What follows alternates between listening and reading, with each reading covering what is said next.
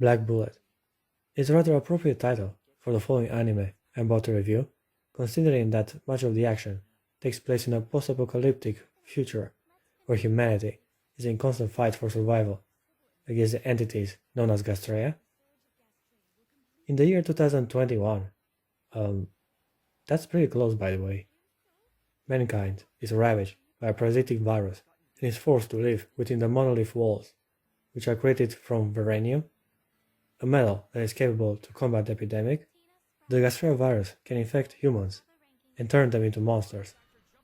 To counter such threats, an organization of special forces is created called Tendo Civil Security. The combat teams are paired in two: initiators and promoters. Initiators are female children who are born with a certain amount of Gastrea virus in their bodies, which in the end grants them superhuman abilities. They are given partners called promoters, people who work to guide and protect the young infiltrators and lead them into battle. A pretty solid concept for a post-apocalyptic world. 10 years after the epidemic, Rentaro Satomi, a high school student and the protagonist of the story, conducts missions to prevent the destruction of the Tokyo area alongside his infiltrator, Enjo Aihara. The main character is pretty badass. He has some pretty cool moves and a variety of weapons at his disposal, as it is later on revealed that his body itself has been altered with uranium, the only metal capable of hurting a Gastrea. These are basically prosthetics for his right arm and leg, which give him a considerable edge in a fistfight. His power is just as amazing though.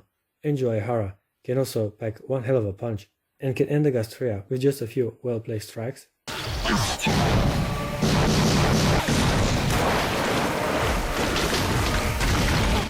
Yeah, don't let her cute innocent appearance fool you.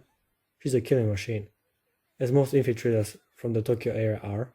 And here's where the show gets a bit dark, as it highlights the brutality with which ordinary people treat the ghostly children because of who they are. Many civilians have lost family members to the Gastrea epidemic, and these little girls are infected with that very virus. Their fear and prejudice makes them act irrational and treat them like animals. This sentiment is shared by authorities, and even some promoters discard them as weapons. Where's your equipment? Your initiator? My initiator isn't equipment! This is the kind of world the cursed children have to face. Thankfully, the protagonist ain't as narrow-minded not to treat his initiator as a person, and Enjo appreciates his goodwill and personality. Maybe a bit too much, as she constantly flirts with the main character. Oh, big brother, give Enju your hypodermic needle of love. It's just the same as saying I love you. Now this team-up resembles the one from Unbreakable Machine Doll. Yeah, I was also constantly hitting on Raishin, the way Enjo Aihara does with Rentaro. It's an emotion so intense it's bubbling out of control. Sexual frustration. Rage, Yaya! On a lighter note, it's as good of a time as any to introduce the main character's supervisor and childhood friend Kisara Tendo. She's one of the higher-ups at the Tendo Civil Security and also related to Kikunojo Tendo, who is the advisor of Saitenshi, the ruler of the Tokyo area. This work created by the show is very interesting. I mean, they have some sort of monarchy with a frail feminine princess as its supreme ruler. She's idealistic and wishes for everyone to be able to live in harmony. Therefore, Saitenshi proposes a law that offers basic human rights for the cursed children. Naturally, the society is unhappy with such a legislation, and her advisor is fiercely against her decision. Rentaro confronts Kikunojo Tendo in regard with his hate towards the children born with the Gastrea virus, but he decides to allow his prejudice due to the fact that he also was the one that saved his life when the Gastrea epidemic infected Tokyo for the first time. Kikunojo became the main character's foster father, which made it possible for Rentaro to spend his childhood with Kisara Tendo, until she abandoned her clan and family. So yeah, Kisara and Rentaro go way back. Almost related, I might say, which obviously should lead to romance, right? I mean, this is an anime after all. Big brother. Kisara seems to have feelings for Rentaro, who has shown the attraction to be mutual, but the attempts to communicate their feelings towards one another are usually interrupted, most of the time by Angel, of course. Kisara? Yeah? This little girl can be pretty jealous sometimes.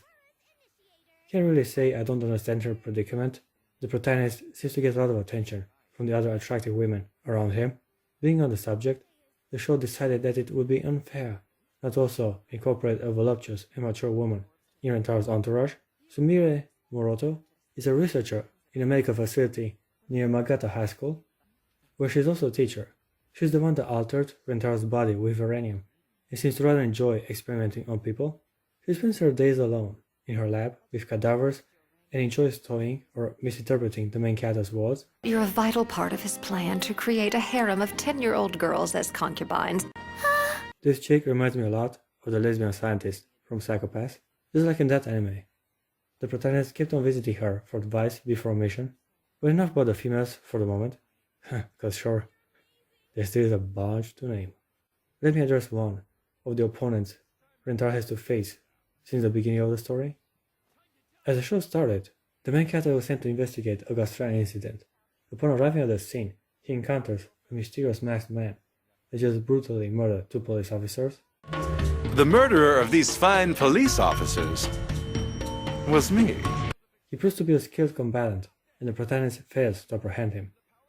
After this incident, he makes yet another appearance at an important summit and declares war against Nintendo civil security. It is revealed that he used to be a promoter and a product of the new human creation plan. As such, his whole body is filled with uranium, which gives him impressive abilities. What a cool character. Feel free to believe whatever you wish while I give you your property back. Get down! So much about him still remains a mystery, and his personality and motivations are intriguing since his first appearance. This is how you create an interesting antagonist.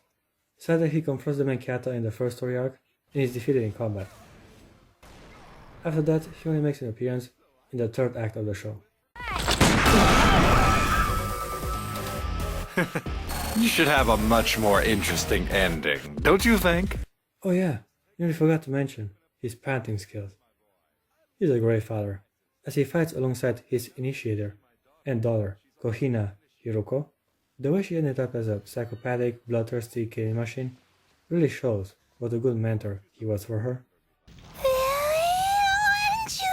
I want to see her. I want to kill her. I want to see her. I want to kill her. Now, set in the second act of the anime, we get more ladies to talk about. Hell yeah. Back on track.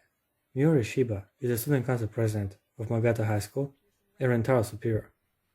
She and Kisara hate each other due to the fact that both of them have a crush on Rentaro. She once tried to seduce him into joining her own organization, and Kisara didn't like the idea at all, which caused a direct and violent confrontation between these two. Rentaro belongs to me, don't you? Hey, knock it off! We also have a brand new lolly thrown into the fray. Tina Sprout is a cute, innocent-looking girl. She randomly meets the protagonist and immediately takes a liking to him.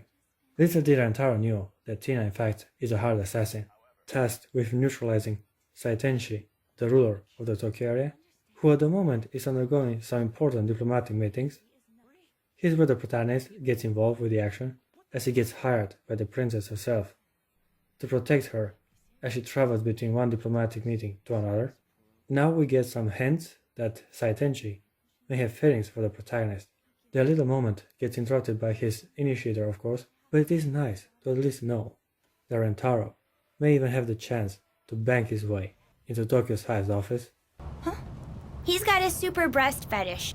How tasteless. Now before I get nasty, let's talk about the battle between the main character and this cute little lolly.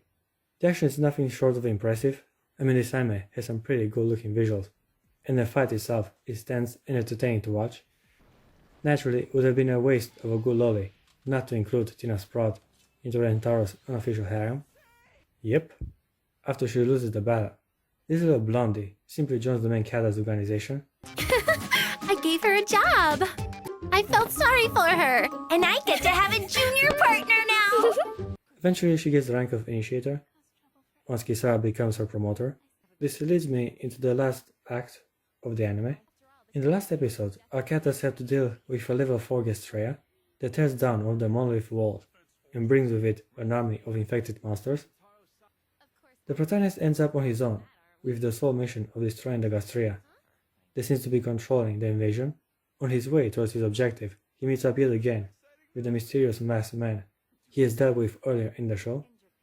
Now we witness a rather captivating change of ideas as they both debate their actions and way of life. You're fucking crazy. And you're pretending to be sane. So we're both working a gimmick here. Kagetane is a very intriguing man, easily the most interesting person in the whole show.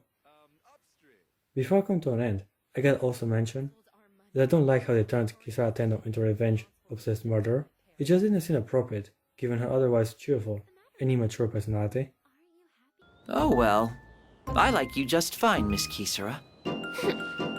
It just feels like the easy way out to neglect her romance with the main character. I give Black Bullet a 7.9 out of 10. This is an interesting and thought-provoking anime. Are your boobs so big that you really can't see your own feet?